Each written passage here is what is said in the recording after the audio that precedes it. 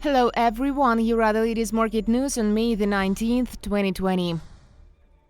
Trump may permanently halt WHO funding.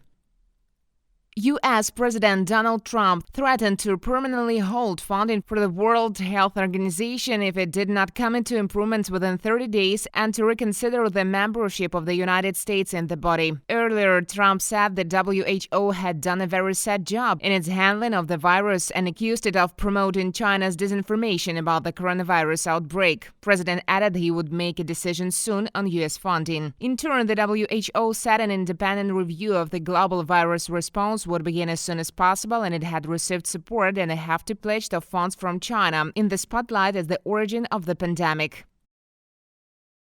Compass Group starts £2 billion fundraising. The world's largest caterer, Compass Group, launched a £2 billion, $2.44 billion share offer on Tuesday, seeking to maintain its liquidity as the restrictions amid COVID-19 closed food service operations in thousands of offices and schools. The company reported underlying operating profit for the 6 months to the end of March declined £100 million, or 10%, to £854 million, while revenue rose just 1.6% to £12.6 billion. Compass, which employs around 600,000 people globally and has already dropped out of its dividend and drawn credit from the government, said it has made more cuts that would allow it to save up to £500 million a month. It would also reduce capital spending by £200 million in the second half of the year. UK marks the biggest rise in jobless claims.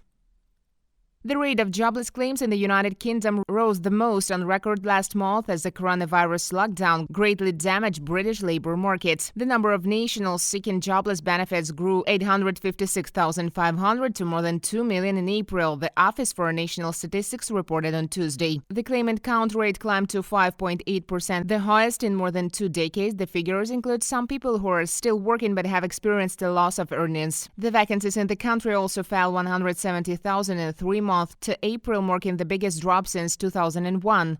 Hours worked declined 25% in the final week to March, the most since weekly data began in 2008. China convinces its companies for London's listing.